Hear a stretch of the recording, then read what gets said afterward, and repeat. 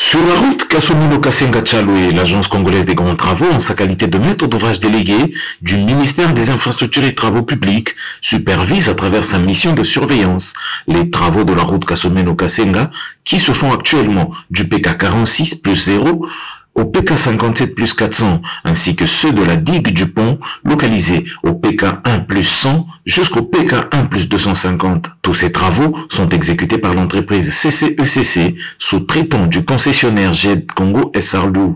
La première phase du remblai de la digue du pont a été achevée. Ces travaux, réalisés entre le PK 1 plus 100 et le PK 1 plus 250, couvrent une distance de 150 mètres linéaires, avec une largeur variable de 80 à 42 mètres, sur une hauteur de 8 mètres.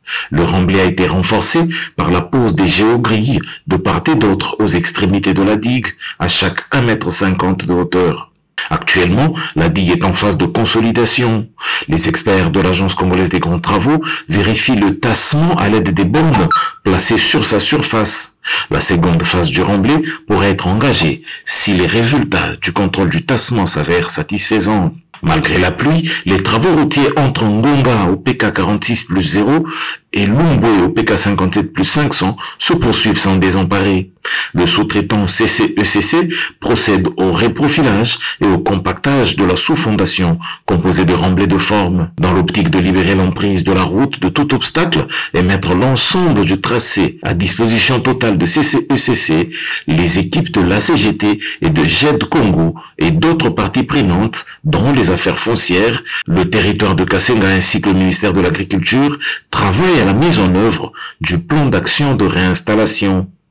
Ce plan vise à exproprier toutes les personnes affectées par le projet. 8 zones impactées sur une emprise de 30 mètres ont déjà été identifiées et réparties comme suit. Kasomeno-Kasenga 5 zones et Kasenga-Tchaloué 3 zones.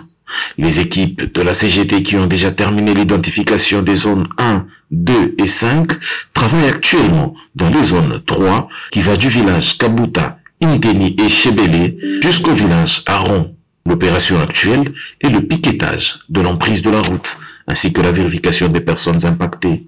Le concessionnaire GED Congo promet que les travaux du pont pourront commencer au mois de mai après la signature du contrat avec le sous-traitant CCECC.